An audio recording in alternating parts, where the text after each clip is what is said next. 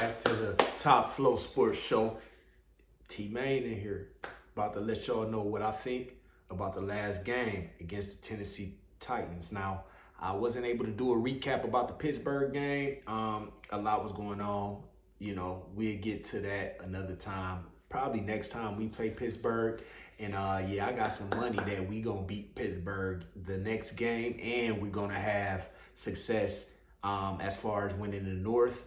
And Pittsburgh, they probably be in second or third. So first things I want to do is congratulate the Cleveland Browns. Cleveland Browns got a victory. You know what I'm saying?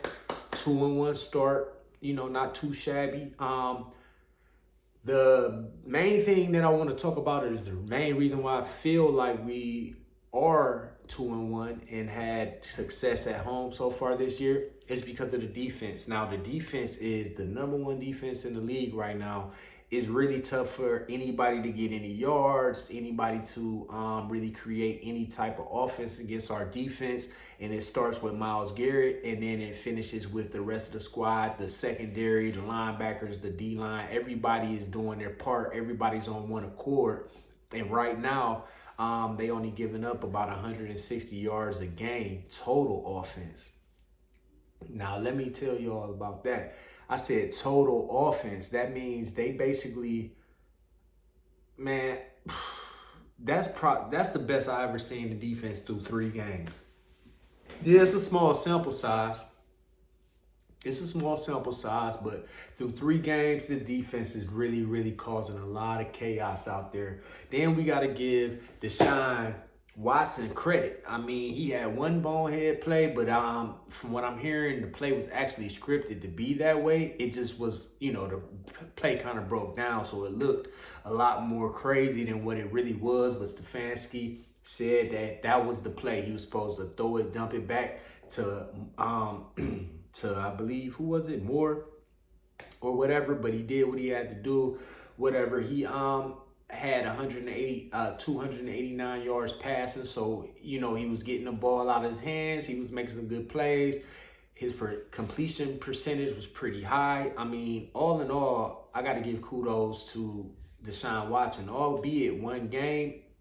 You know, y'all got to be careful. Like, a lot of people is talking a lot of crap about Deshaun Watson, and I understand why, but last year, he was 3-3. I mean, yeah, 500 football ain't going to get you to the playoffs or things of that nature, but 500 football is a lot better than what Cleveland has seen. So last year wasn't even though it was a small sample size, it wasn't even the tip of the iceberg of what Deshaun Watson can do. And now he's basically 5-4 since he's been starting with the Browns, which is still over 500. The Browns aren't really necessarily used to being over 500, so you got to get a kid credit where credit is due. He hasn't been making the explosive plays that a $230 million guaranteed contract should make, but at the same time, he's managing the game right now. He's getting his legs under him. He's starting to learn the system. He's getting a lot better. He's quicker with his reaction time. At least against Tennessee, he showed a lot of progress, you know. Amari Cooper, great game. He's been very solid. He just goes out there. He do what he need to do. No celebrating, none of that extra stuff. He just get out there, show him what he can do, and get back to the line of scrimmage. That's pretty much his thing. And I respect it. You know, he's getting the job done for us. That's a touchdown that he had last game. And then one of the touchdowns that he would have probably had got taken back because of a bonehead call by the referee.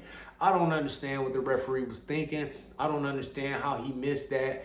If you can't catch, I mean, a 5-year-old could have seen that he was in bounds. We're not going to get into that. That play really made me angry. And the people that needed Watson to get 300 yards, you know what I'm saying, for their fantasy or whatever, or you know, they bets, man, that hurt, you know. Then you got Myles Garrett was wreaking havoc all game long. He pretty much does whatever he wants to do. He had 3.5 sacks.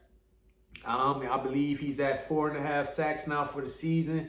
I really expect him to have an amazing year. I'm thinking 20+ sacks, MVP, Myles Garrett. You know, he's running across the line of scrimmage. They don't know what to do because they trying to keep two people on him, so they following him, and next thing you know, they get a penalty. I mean, he's just causing havoc in all types of different ways. Respect, you know, shout out to Myles Garrett. He's doing what he needs to do. Baltimore's next though. We got a test next week, Baltimore. Now, Baltimore just came off of a loss, so that means they're not trying to lose 2 games in a row, and especially not to a division opponent. But what I don't think they realize is this defense is for real. So Lamar, you know, he gonna have a harder time getting around, you know, the edges and hitting them holes with this defensive line and this linebacker core. They're on a fantastic pace right now, a historic run right now. And I think that they are thinking in their mind, like, there's no way I'm about to let Lamar Jackson stop that because he's a division opponent, and we cannot afford to go 1-2 in the division. Because like I said, this is a tough division, and I think it's going to really come down to the end of the season on who's going to win it. So these games against the division opponents up front early in the season, we have to have them. We gotta have them, y'all. Gotta have them. Now, the keys to success for next game is going to be stopping Lamar Jackson. You know, he's pretty much the vocal point of the offense. You got Mark Andrews and you know, you got Zay Flowers. You got some, you know, some great offensive players over there in Baltimore. So we cannot afford to let Lamar extend plays and beat you with his legs. He has a great arm as well. Like, a lot of people don't like talking about his arm. He got a great arm as well. We can't let him win those 50-50 balls. You know what I'm saying? He's going to throw it to Andrews a lot. He's going to try to escape the pocket. You guys got to be spying on him. He's probably one of the best running quarterbacks I've ever seen. And that's saying a lot because Michael Vick was extraordinary. So that's my key to success for the Browns to winning this game is keeping a spy on Lamar, keeping Lamar in the pocket, not letting him make plays when plays break down and extend plays and things of that nature. As long as they can do that and bottle him up, it's going to be very tough for their offense to get going. And the way our defense is playing, I could see them doing that. And if he gets going, though, Browns, that offense of yours is going to have to start putting up 30-plus points. Now, don't get me wrong. We only gave up 6 points at home. You know, we only gave up 6 points at home, and we didn't put up, 50 points at home. 51 points at home. So you got to look at it like, we got to continue that against Baltimore. The only way you're going to be able to do that, because I don't know if we can win a shootout against them boys, man. The boys in Baltimore, they serious. I don't know if we can win a shootout. So my prediction for this game is going to be close. This is going to be a close game. I'm not going to be able to give the Browns a double-digit. I think they're going to win, but I think it's going to be close, and I think it's going to be a lower scoring game. I think it's going to be more of a 17-14 type of thing. But the Browns will find a way to prevail, and it's your boy, Top Flow Sports Show. Let's get it.